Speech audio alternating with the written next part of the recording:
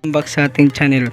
Kung bago ka pa lang sa ating channel or napadpad ka, please subscribe and click the notification bell para updated ka sa ating mga bagong mga video na tungkol sa VPN. So, ngayon guys, ang ituturo ko sa inyo is itong IZPH VPN. Madali lang connect dito. So, start na natin to para malaman nyo. Sige, open lang natin. Ito guys is connected na nga ako makikita nyo naman dyan sa baba dito, connected na via TAN.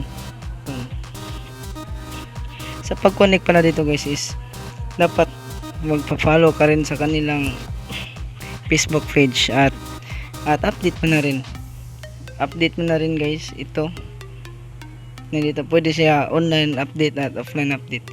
Ito guys is para pag connect ka guys is click mo lang itong parang dito, ito parang orasan, tapos guys is bawat ad guys is per ad is 3 hours ang kapalit niya. Kaya sa isang ad is 3 hours ang kapalit niya. So kapag madami kang ni-watch na ad is malamang abot yun ng 24 hours o isang araw. Balikan natin guys, nawala nga lang yung signal. So pagkatapos guys i-connect mo, then pumunta ka pala dito sa kuhan guys.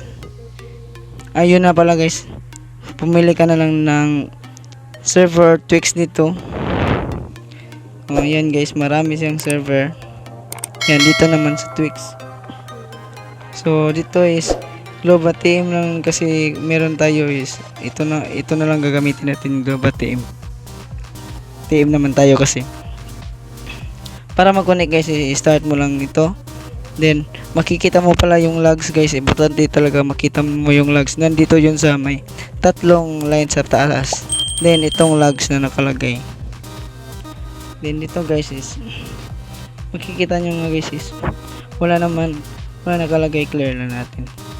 Ito na nga guys, move temporary nakalagay. So kanina nakakonect tayo, ngayon naman is move temporary na nakalagay. So wait lang natin, change tayo ng server, then airplane mode lang natin. Sige, wait nyo lang.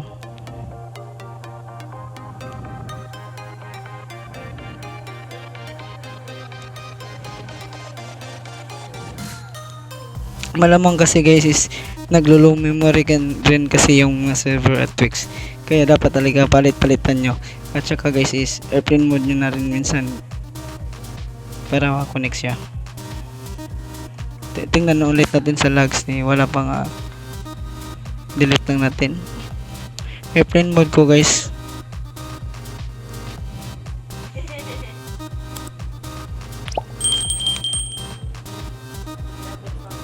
So dito guys is hintayin na natin siyang na mag-connect.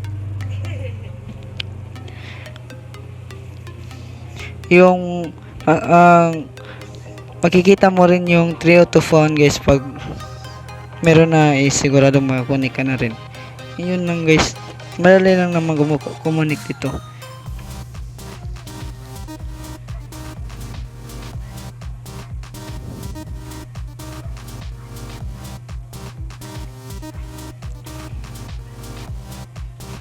Ito na nga guys, nag 3 out of 1 na nga siya.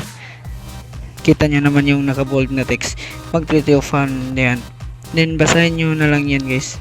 Hintayin nyo lang.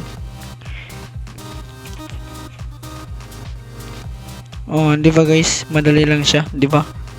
Madali lang talagang kumunik guys. Tingnan nyo sa may bandang baba, connected na siya. Tingnan nyo sa may taas is connected na siya. Ibig sabihin nun is makakonect ka na ng internet, makakapag access ka na ng internet sa mapa YouTube, Facebook, TikTok or ano man yan. Pwede mo rin itong i-post sa email. So yun lang guys, salamat and please subscribe pala sa ating channel. Salamat.